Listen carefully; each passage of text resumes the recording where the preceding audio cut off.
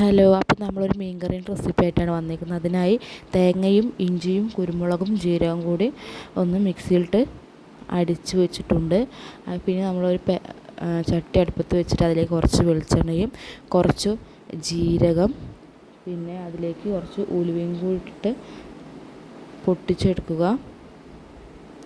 പൊട്ടിച്ചെടുത്തതിന് ശേഷം നമുക്ക് അതിലേക്ക് കുറച്ച് ഉള്ളിയും കൂടി ഇട്ട് നന്നായി വഴറ്റിയെടുക്കുക. ഉള്ളി ഒന്ന് മൂത്തതിന് ശേഷം നമുക്ക് അതിലേക്ക് തക്കാളിയും പച്ചമുളകും കൂടി ഇട്ട് കൊടുത്ത് നന്നായി വഴറ്റിയെടുക്കുക. കുറച്ച് ഉപ്പും കൂടി ആഡാക്കിയിട്ടുണ്ട്. നന്നായി മിക്സ് ചെയ്തതിന് ശേഷം നമുക്ക് മസാലപ്പൊടികൾ ഇട്ട് കൊടുക്കുക. മഞ്ഞൾപ്പൊടി, മല്ലിപ്പൊടി, പിന്നെ നമുക്ക് അതിലേക്ക് കുറച്ച് മുളക് പൊടിയും കൂടി ഇട്ട് നന്നായി വഴറ്റിയെടുത്തതിന് ശേഷം നമുക്ക് അതിലേക്ക് പുളിവെള്ളം ഒഴിച്ച് കൊടുക്കുക. പുളിവെള്ളം ഒഴിച്ച് നന്നായി തിളച്ചതിന് ശേഷം നമുക്ക് അതിലേക്ക് നമ്മുടെ മീനിട്ട് കൊടുക്കുക.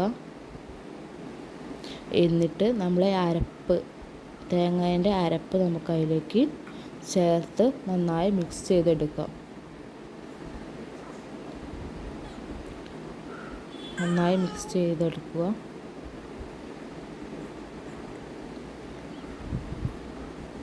പിന്നെ അതിലേക്ക് നമുക്ക് കുറച്ച് കറിവേപ്പിൻ്റെ ഇലയും കൂടി ഇട്ട് കൊടുക്കുക.